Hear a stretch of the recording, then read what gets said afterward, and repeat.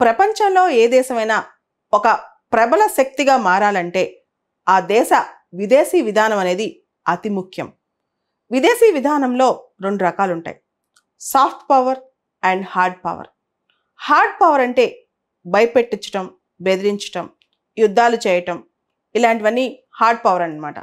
ఉదాహరణకి America sanctions విధిస్తూ ఉంటుంది, ఆంక్షలు, అది హార్డ్ పవర్కి ఒక ప్రతీక.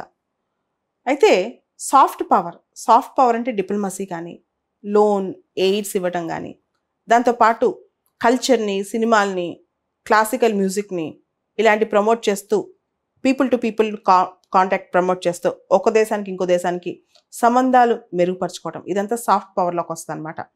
ఈ హార్డ్ పవర్ సాఫ్ట్ పవర్తో కలిపి ఇంకొక పదం కూడా ఉంది, స్మార్ట్ పవర్. స్మార్ట్ పవర్ అంటే అవసరమైన చోట హార్డ్ పవర్ వాడటం, అవసరమైన చోట సాఫ్ట్ పవర్ వాడటం, అంటే ఏది ఎక్కడ అవసరమైతే అలా వాడటం, దాన్ని స్మార్ట్ అంటాం. అయితే ఇప్పుడు సాఫ్ట్ పవర్ అనేది విదేశీ విధానంలో కొత్తగా బాగా ట్రెండ్ అవుతున్న వర్డ్.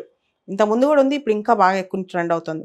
ఉదాహరణకి భారతదేశం యోగాని సాఫ్ట్ పవర్ డిప్లొమసీలో వాడటం, అలానే క్రికెట్ మ్యాచెస్, ఒక దేశానికి ఇంకో దేశానికి మధ్య క్రికెట్ మ్యాచెస్ స్పోర్ట్స్ ప్రమోట్ చేస్తూ ఇలాంటివన్నీ కూడా, లేదా చూడండి సినిమాలు, RRR సినిమా నాటు నాటు పాట కానీ, లేకపోతే మనకి మంచి మంచి మూవీస్, ఇప్పుడు రజనీకాంత్ మూవీస్ జపాన్లో చాలా పాపులర్, చైనాలో చాలా పాపులర్, ఇలాంటివన్నీ కూడా.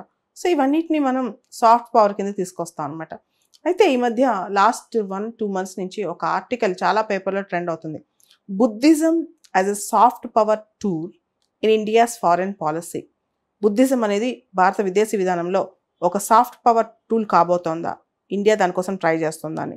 దీనికి మొదటగా నేను చెప్పాలనుకుంది నలంద యూనివర్సిటీని తిరిగి కట్టడము, దాన్ని రిజ్యూనేట్ చేసేసి దాని వల్ల ఆపరేట్ చేయటం, దానికి అనేక బుద్ధిస్ట్ దేశాలు సహకారం అందించడం భారతదేశానికి, ఇదంతా కూడా ఒక సాఫ్ట్ పవర్, అదొక కనెక్ట్ అనమాట.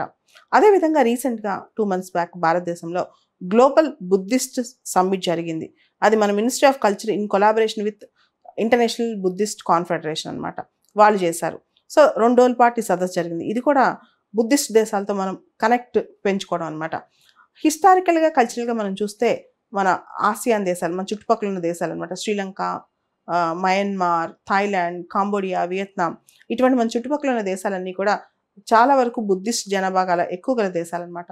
దాంతోపాటు చైనా హార్డ్ పవర్ ఒక పక్క వాడుతూనే ఇంకో పక్క లావోస్, కాంబోడియా ఇటువంటి దేశాలతో బుద్ధిస్ట్ కనెక్ట్ని వాడుతుంది అనమాట.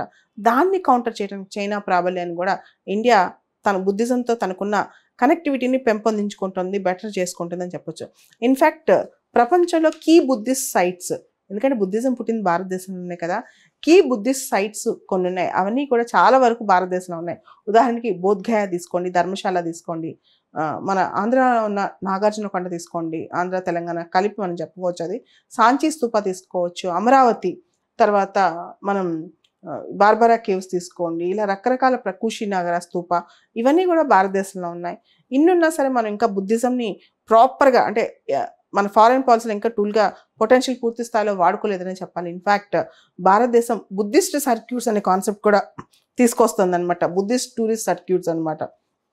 దాంతోపాటు మనం చూస్తే ఈ బుద్ధిస్ట్ సదస్సుకి, గ్లోబల్ బుద్ధిస్ట్ సమ్మిట్కి దలైలామా రావటం, ఆయనకు సంబంధించి మనం ఎప్పటి నుంచో కొంత సాఫ్ట్గా ఉండటం కూడా చైనా కంటగింపుగానే ఉంది. సో చైనాని కౌంటర్ చేయడానికి కోసమే కాదు ఈ బుద్ధిస్ట్ సాఫ్ట్ పవర్ అనేది, మన కల్చరల్ హెరిటేజ్ని ప్రమోట్ చేయడం కూడా. అయితే యాక్టిస్ట్ పాలసీ, మనం లుకిస్ట్ పాలసీని యాక్టిస్ట్ పాలసీగా మార్చుకున్నాం. యాక్టిస్ట్ పాలసీకి కూడా ఇది బుద్ధిజం అనేది మనకు కొంచెం, ఎందుకంటే చాలా ఆసియాన్ దేశాలు బుద్ధిస్ట్ దేశాలు కాబట్టి, అంటే అక్కడ బుద్ధిజం చాలా పాపులర్గా ఉంది కాబట్టి వాళ్ళతో కూడా మనం కనెక్ట్ అవ్వచ్చు. అదేవిధంగా మన తోటి దేశాలైన శ్రీలంక, భూటాన్ కూడా చాలా ఎక్కువగా కనెక్ట్ అయ్యే అవకాశం ఉంది బుద్ధిజం అనే కాన్సెప్ట్తో. క్వాడ్లో అంటే 4 దేశాలు ఉన్నాయి, America, Australia, Japan and India. క్వాడ్లో మనం చూస్తే ఇండియా జపాన్ రిలేషన్స్ కూడా బుద్ధిజం వల్ల ఎక్కువగా కనెక్ట్ అయ్యే అవకాశం ఉందన్నమాట. So Indian council for cultural relations, వీళ్ళు కూడా బుద్ధిజంని బాగా ప్రమోట్ చేస్తున్నారు ఈ మధ్య మనం గమనిస్తే. అయితే సాఫ్ట్ పవర్ ఎంత ఉపయోగించినప్పటికీ దానికి కొన్ని లిమిటేషన్స్ ఉంటాయి, దాన్ని కొంతవరకే అది పరిమితంగా ఉంటుంది అనమాట, కొంతవరకే అది ప్రాబల్యం చూపించగలదు. హార్డ్ పవర్ ఎప్పటికైనా అవసరమే కొన్ని సందర్భాల్లో, అంటే అసర్టివ్గా, స్ట్రాంగ్గా ఉండటం అనేది. ఇండియా G20 ఈ సంవత్సరం లీడ్ చేస్తుంది, షాంఘై కోఆపరేషన్ ఆర్గనైజేషన్ లీడ్ చేస్తుంది. ఇండియా విశ్వగురు స్టేటస్ని క్లెయిమ్ చేయాలని ముందుకు సాగుతుందన్నమాట. సో అటువంటి స్టేటస్ కోసం ఇండియా పోరాడుతున్నప్పుడు మనం గమనిస్తే మోడీ గారు కూడా బుద్ధిజంని చాలా సందర్భాల్లో వాడుతున్నారు. India is not a land of అంటే ల్యాండ్ ఆఫ్ యుద్ధ but a land of Buddha అని చెప్పి మోడీ గారు మాట్లాడటం జరిగింది. అంటే భారతదేశం పీస్ని ప్రమోట్ చేసే దేశం, యుద్ధాన్ని ప్రమోట్ చేసే దేశం కాదని అర్థం అనమాట.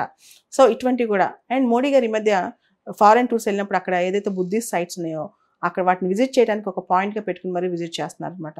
ఇవన్నీ గమనిస్తుంటే మనం బుద్ధిజంని మన దగ్గర పుట్టిన బుద్ధిజంని మనం చాలా బాగా వాడుకుంటున్నాము. ఈ ముద్ద భవిష్యత్తులో దాన్ని ఇంకా ప్రమోట్ చేయాలని కూడా ట్రై చేస్తున్నాం అనమాట. So Buddhism as a soft power tool అనేది ఖచ్చితంగా ఇండియాకి ఆ ఎడ్జ్ వస్తుంది.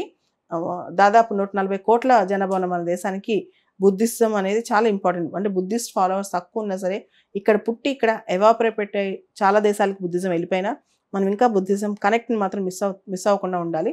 అదేవిధంగా ప్రాజెక్ట్ మౌసం లాంటి మినిస్ట్రీ ఆఫ్ కల్చర్ స్కీమ్స్లో కూడా బుద్ధిజం అనేది స్పెషల్. అంటే బుద్ధిస్ట్ దేశాలతో చుట్టుపక్కల ఇండియన్ ఓషన్ దేశాలతోనే కాదు బుద్ధిస్ట్ దేశాలతో కూడా స్పెషల్ బుద్ధిస్ట్ కనెక్ట్ని మనం ఏర్పరచుకుని మనకున్న బుద్ధిజంకి సంబంధించిన మెమోరీస్ని దానికి ఉన్న రెమినిజెన్సెస్ని మళ్ళీ పునరుజ్జీవనం చేయాల్సిన బాధ్యత ఉంది.